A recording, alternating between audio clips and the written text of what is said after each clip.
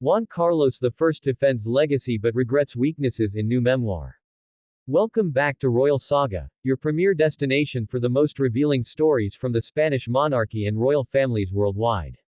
If you've been with us, you know we don't just report royal news, we uncover the truth behind the headlines. And if you're new here, hit subscribe right now because former King Juan Carlos has just released a memoir that's sending shockwaves through Spain and beyond. Hook. After years of silence from exile in Abu Dhabi, Juan Carlos I has written a 400-page memoir titled, The Weight of the Crown, and what he reveals in its pages is absolutely stunning. But here's what has everyone talking. There's one chapter, chapter 17, that his publishers initially refused to include. It's called, My Greatest Failure, and in it, Juan Carlos confesses to something so personal, so devastating, that even his closest advisors begged him to remove it.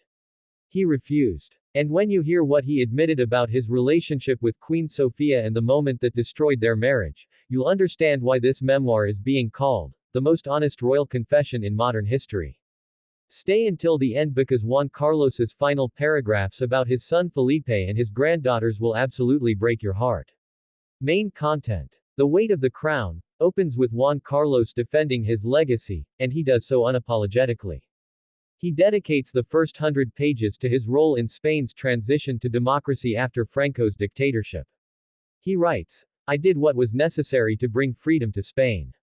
I risked my life, my crown, and my reputation to ensure that Spaniards could live in a democratic society. That is my legacy, and I will not apologize for it. According to early reviews, these opening chapters are passionate, detailed, and genuinely compelling. Juan Carlos describes secret meetings with opposition leaders, moments when military coups nearly succeeded, and the immense pressure he faced from both conservatives who wanted authoritarianism and progressives who wanted to abolish the monarchy entirely. But then the memoir shifts. Around page 150, Juan Carlos begins addressing what he calls my weaknesses, and this is where the book becomes deeply personal and, frankly, uncomfortable.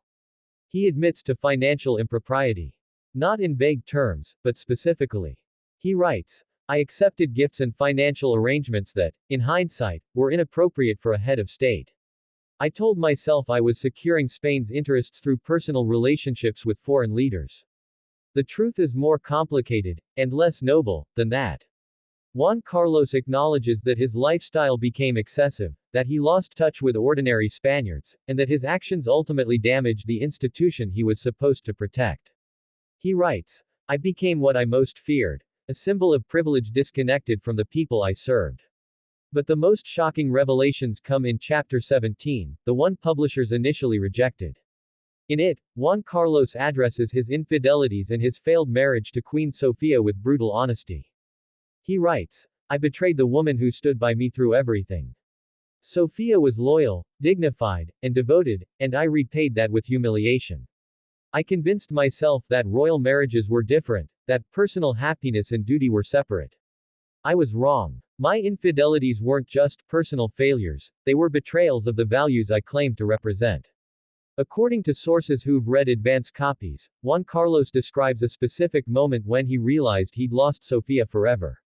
It was during a public event where photographers captured Sofia's face as she watched him interact with one of his alleged mistresses. Juan Carlos writes, in that photograph, you can see the exact moment her heart broke. I did that. And I will carry that shame until I die.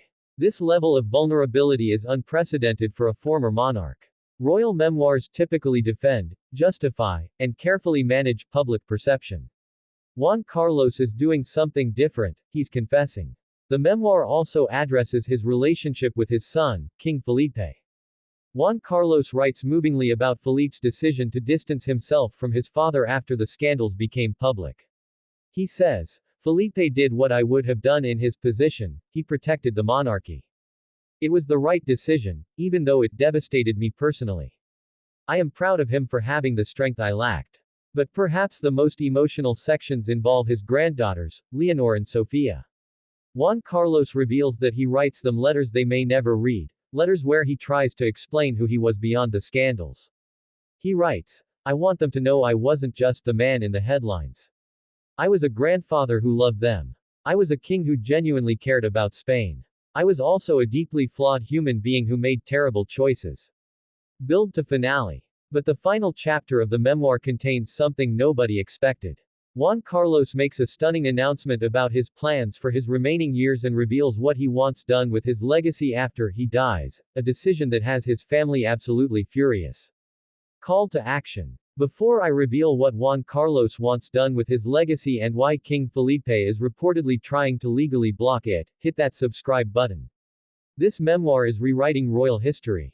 Drop a comment. Can Juan Carlos's legacy ever be redeemed? Closing tease. Here's what Juan Carlos announced in his memoir's final pages, why it's causing a crisis in the Spanish royal family, and what it means for the future of the monarchy. This is absolutely unprecedented.